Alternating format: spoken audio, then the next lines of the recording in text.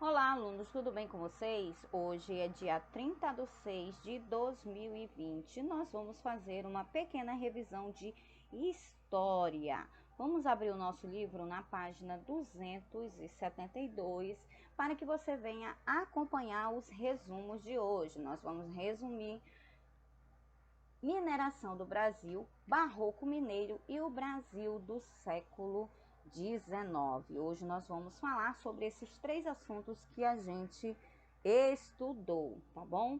Eu sou a professora Ana Keila, do 5º ano do ensino fundamental do Centro Educacional Yasmin Ágata. Hoje nós vamos fazer a revisão desses temas, ok? Vamos lá. Nós falamos sobre a mineração do Brasil, não é verdade? A mineração do Brasil. O que é mineração?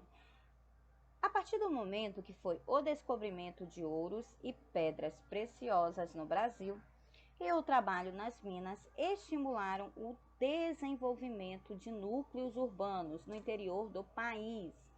A extração desses minérios era feita em grande parte por pessoas escravizadas de origem africana, que trabalhavam por muitas horas em péssimas condições de trabalho.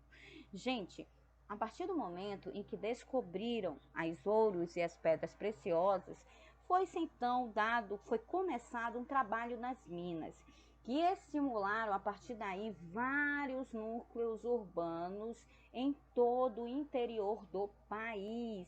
E a extração desses minérios, de ouros, de diamantes, de pedras preciosas, eram feitas por determinadas pessoas de origem africana. Eles vinham de muito longe e eram escravizados, trabalhavam sem nenhum recurso. Gente, então esse pessoal já veio diretamente para trabalhar nas minas. Eles trabalhavam em péssimas condições de trabalho. E nós falamos também da corrida do ouro. A intensa migração para a região das minas ficou conhecida como corrida do ouro. No início, as pessoas que partiram para essa região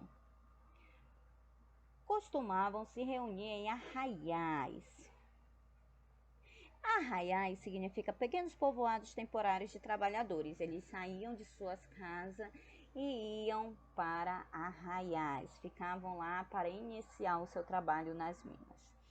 Os habitantes dos primeiros arraiais sofriam com as condições ruins de suas moradias. Quando eles saíram da sua casa para irem a fim de trabalhar nessas minas, eles sofriam condições muito ruins de moradia. Eles também sofriam com a falta de alimento. Nas regiões de mineração, havia poucas pessoas que se dedicavam ao cultivo de lavouras. Dessa maneira, quase todos os alimentos precisavam ser trazidos de outros lugares, que tornava-se bem caro, não é verdade? Esses preços eram muito altos. Gente, quando a pessoa saía de sua casa e ele voltava, eles tinham péssimas condições. Péssimas condições, por quê? Porque sofriam com a falta de alimentação. E essa alimentação ela vinha de muito longe. Então, quando vinha de muito longe, ela era com preço muito caro, ok? Então, gente, era um preço muito alto, apesar deles não terem muito o que comer, e quando eles tinham era péssimo, era muito caro. O abastecimento das minas. Os moradores da região das minas tinham necessidade de diversos tipos de produtos, como ferramentas, roupas e alimentos. Essas mercadorias, em sua maioria, eram trazidas de regiões da Colômbia, transportadas num lombo de mula por comerciantes conhecidos como tropeiros. Os tropeiros, eles abriam caminho, permitiam um maior contato entre a região da colônia. Ao longo desses caminhos, formaram-se núcleos populares que posteriormente tornavam-se cidades. Bom, a partir do momento em que as pessoas começaram a descobrir ouros e pedras preciosas, eles saíram das suas regiões e iam para a região das minas. Foi aí que começou a tal corrida do ouro. Porém, essas pessoas elas se juntavam em arraiais, formava aquele povo temporário para que eles pudessem trabalhar. Gente, a partir desse momento, as pessoas elas tinham que comprar ferramentas, roupas e alimentos para que elas pudessem viver e se sustentar naquele modo de vida enquanto eles estavam na mineração. Porém, existiam aquelas pessoas que vinham de muito longe para vender as coisas. Eles eram chamados de tropeiros. Eles que faziam a venda para as pessoas.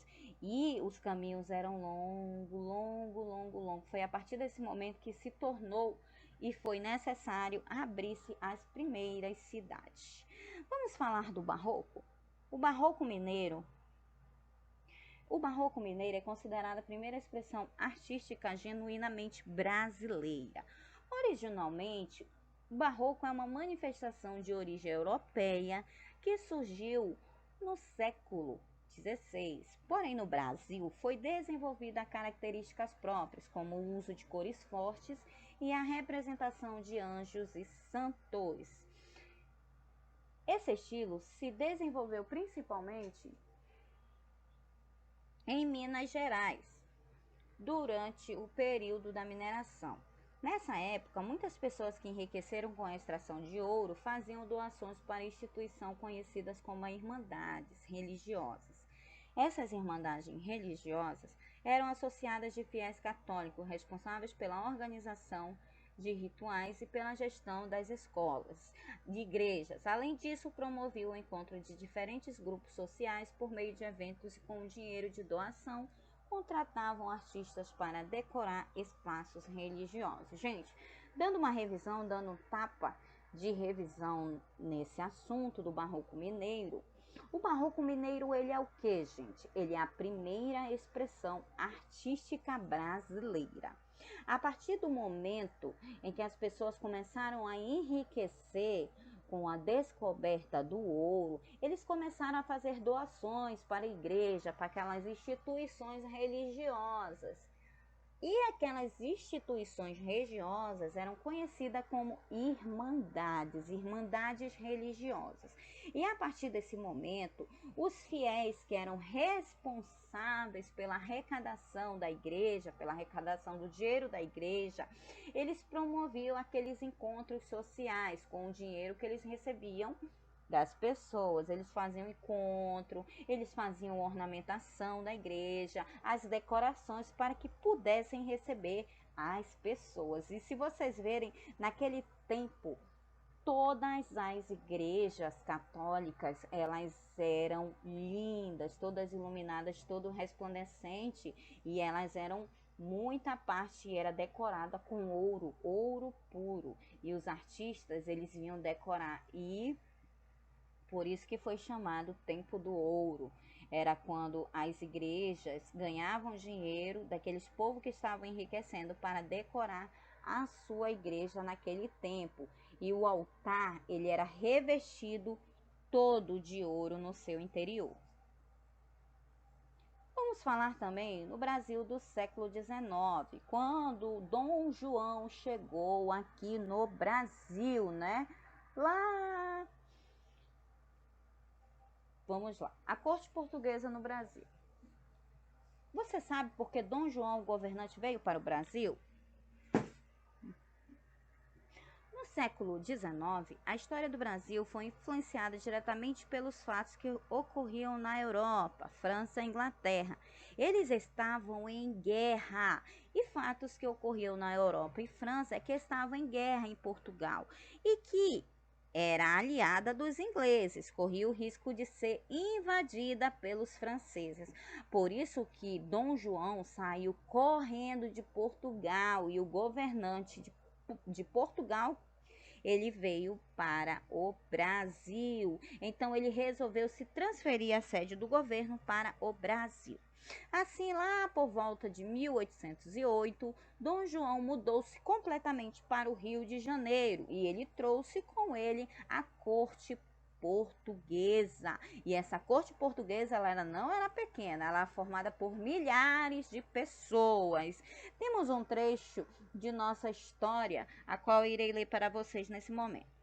Assim que a corte chegou, foi baixado um decreto determinando que os habitantes do Rio de Janeiro deveriam, quando solicitados, ceder suas casas para os que estavam chegando. E como quem estava chegando era gente muito importante, foi requisitada as melhores casas da cidade, com tudo que tinha dentro. Gente, quando Dom João chegou no Rio de Janeiro, eles fizeram uma carta assinada com um decreto dizendo que era para as pessoas do Rio de Janeiro cederem as suas casas, porque eles estavam vindo de longe, eles ainda não tinham nada no Rio de Janeiro. Então, era para as pessoas receber a corte, como eram pessoas muito importantes, né? Deviam ter casas melhores, as casas mais arrumadinhas, mais estruturadas e até mesmo um pouco mais confortáveis, tá bom? E por fim, vamos falar também sobre a independência do Brasil. Gente, como anterior nós falamos sobre a independência do Brasil, também assistimos aquele filme, né, a qual a professora citou, para que vocês viessem assistir e entender um pouco mais sobre a nossa história. Com o fim da guerra que ocorreu na Europa, Dom João VI retornou a Portugal em 1821. Ele deixou seu filho Dom Pedro para administrar o Brasil, de acordo com as ordens vindas da Europa. Nessa época, muitos políticos portugueses e a parte da população de Portugal passaram a exigir que Dom Pedro retornasse a Lisboa. Eles também queriam a volta do pacto colonial, porém alguns grupos influentes da sociedade brasileira, como os políticos, comerciantes e fazendeiros, não estavam de acordo com essa exigência. Com o apoio desses grupos, em 7 de setembro, eles se reuniram e Dom Pedro proclamou a independência do Brasil.